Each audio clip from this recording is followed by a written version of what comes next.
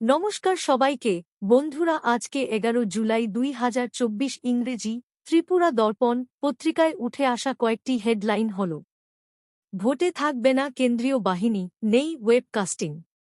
3 শীর্ষ আমলাকে অব্যাহতি দেবার আর্জি খারিজ হাইকোর্টে। প্রেস ক্লাবের নাম ভাঙ্গিয়ে শান্তিনিকেতনের জালিয়াতি। মুখ্যমন্ত্রীর বাড়ি ঘেরাও করে গ্রেপ্তার কংগ্রেসের ছাত্র যুবরা। শিক্ষক সংকটে চেবুড়ি স্কুলে তালা দিল ছাত্ররা। দুর্নীতি পঞ্চায়েতে তালা ঝুলিয়ে সড়ক অবরোধ। ইয়াবা ট্যাবলেট পাচারে গ্রেপ্তার এক বিজেপি নেতা। ভিকি হত্যায় মূল অভিযুক্ত গ্রেপ্তার। বন্ধুরা, প্রথমে আমরা যে হেডলাইনটির বিস্তারিত আলোচনা দেখব সেটি হল: ভোটে থাকবে না কেন্দ্রীয় বাহিনী, নেই ওয়েবকাস্টিং। এখানে বলা হচ্ছে, অবাধ ও সুষ্ঠু নির্বাচনের জন্য দেশের নির্বাচন কমিশনের গাইডলাইন কার্যকর হচ্ছে না রাজ্যের পঞ্চায়েত নির্বাচনে। রাজ্য নির্বাচন দপ্তরের মুখ্য আধিকারিকের বক্তব্যে কিন্তু স্পষ্টতই তা উঠে এল। বুধবার পঞ্চায়েত নির্বাচনের দিনক্ষণ ঘোষণা করা হয়েছে। আর ঘোষণা পর্বে সাংবাদিকদের প্রশ্নের উত্তরে রাজ্য নির্বাচন দপ্তরের মুখ্য আধিকারিক যা জানিয়েছেন তা বিরোধী রাজনৈতিক শিবিরেও যথেষ্ট হতাশাই নামিয়ে আনবে। ত্রিস্তরীয় পঞ্চায়েত নির্বাচন এ রাজ্যের সবচেয়ে বড় নির্বাচন। এই নির্বাচন থেকেই আগামী 5 বছরের জন্য গ্রাম সরকার তৈরি হবে। গুরুত্বপূর্ণ এই নির্বাচনে ওয়েবকাস্টিং এর ব্যবস্থা রাখছে না রাজ্য নির্বাচন দপ্তর। দেশের বিভিন্ন নির্বাচনে বিভিন্ন সময়ের র্যাগিং কিংবা ছায়া ভোটের যে অভিযোগ উঠে আসে তা আটকানোর জন্যই কার্যত এই ওয়েবকাস্টিং এর ব্যবস্থার মাধ্যমে সরাসরি প্রত্যেকটি বুথের সঙ্গে যোগাযোগ থাকে নির্বাচন কমিশনের। পঞ্চায়েত নির্বাচনে এই ওয়েবকাস্টিং এর ব্যবস্থা করা হলে গ্রাম স্তরের প্রত্যেকটি ভোট কেন্দ্রের সঙ্গে সরাসরি যোগাযোগ থাকত রাজ্য নির্বাচন দপ্তরের। প্রতি ঘণ্টায় কত শতাংশ ভোট পড়ছে সেই ডাটা সরাসরি উঠে আসত রাজ্য নির্বাচন দপ্তরে। যেকোনো ভোট কেন্দ্রের গোটা মনিটরিং ব্যবস্থাটাই নির্বাচন দপ্তরের হাতের মুঠোয় এসে যেত। কোথাও কোনো অস্বাভাবিক ভোট প্রক্রিয়া দেখলে সঙ্গে সঙ্গেই ব্যবস্থা নেওয়ার সুযোগ থাকত।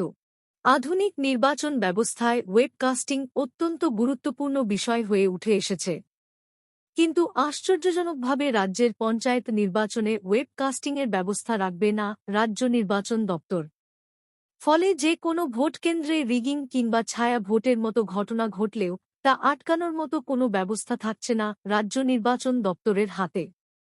ভোট গ্রহণের সময়ের কোনো ভিডিওগ্রাফির ব্যবস্থাও রাখছে না রাজ্য নির্বাচন দপ্তর। এছাড়া ভোট কেন্দ্রের ভেতর নিরাপত্তার দায়িত্ব রাজ্য পুলিশ এবং টিএসআর-এর হাতেই ছেড়ে দিচ্ছে নির্বাচন দপ্তর।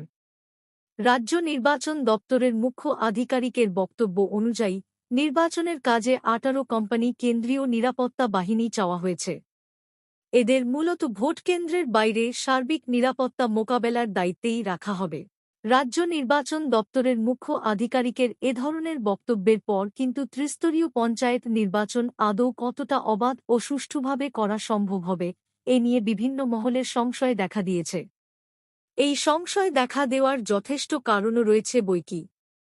রাজ্য পুলিশ ও টিএসআর-এর হাতে ভোটকেন্দ্রের দায়িত্ব তুলে দিয়ে নির্বাচন করা হলে সেই নির্বাচন কেমন হয় সেই অভিজ্ঞতা রাজ্যবাসীর আছে। অতীতের আগরতলা পুরনিগম সহ বিভিন্ন নগর সংস্থার নির্বাচনে এবং সর্বশেষ পঞ্চায়েত নির্বাচনে রিগিং, বুথ দখল, ছাপ্পা ভোট, ভোটারদের ভোট কেন্দ্রে যেতে বাধা দেওয়াসহ নির্বাচনকে প্রহসনাত্মক করার যাবতীয় অভিযোগ উঠে এসেছে। স্বাভাবিকভাবেই পঞ্চায়েতের ভোট ঘোষণার দিন থেকেই রাজ্য নির্বাচন দপ্তর শাসক দলের হয়ে মাঠে নেমেছে বলে ইতিমধ্যেই বিরোধীদের পক্ষ থেকে অভিযোগ তুলে ধরা হয়েছে। প্রার্থীদের মনোনয়ন নিয়ে রাজ্য নির্বাচন দপ্তর জানিয়েছে, ব্লক থেকে মনোনয়ন দাখিল করতে যাওয়া প্রার্থীদের নিরাপত্তা দেওয়া হবে। কিন্তু সেই আশ্বাস বাস্তবে কতটা কার্যকরী হবে এ নিয়েও সংশয়ে রয়ে গেছে। কেননা সর্বশেষ পঞ্চায়েত নির্বাচনেও একই কথা বলেছিল রাজ্য নির্বাচন দপ্তর। ব্লক থেকে প্রার্থীদের নিরাপত্তার ব্যবস্থা করা হবে বলে জানালেও শেষ পর্যন্ত বিরোধী দলের বহু প্রার্থী কিন্তু প্রয়োজনীয় নিরাপত্তার অভাবে মনোনয়ন জমা দিতে ব্যর্থ হন। বুধবার রাজ্য নির্বাচন দপ্তর থেকে পঞ্চায়েত নির্বাচন ঘোষণা এবং নির্বাচনকে ঘিরে নিরাপত্তা ব্যবস্থার যে ছবি তুলে ধরা হয়েছে তাতে সর্ষের মধ্যেই ভূত দেখতে পাচ্ছেন অনেকে। যে কোনো রাজনৈতিক দলই গণতান্ত্রিক ব্যবস্থাপনায় তাদের নিরঙ্কুশ আধিপত্য কায়েম করতে চাইবে। গণতান্ত্রিক পদ্ধতিতে এবং সম্পূর্ণ গণতান্ত্রিক প্রক্রিয়ায় প্রতিপক্ষ রাজনৈতিক শিবিরকে পর্যদস্ত করে একদলীয় শাসন ব্যবস্থা কায়েমের লক্ষ্যমাত্রা নেবে সংগঠনকে উজ্জীবিত করার জন্য।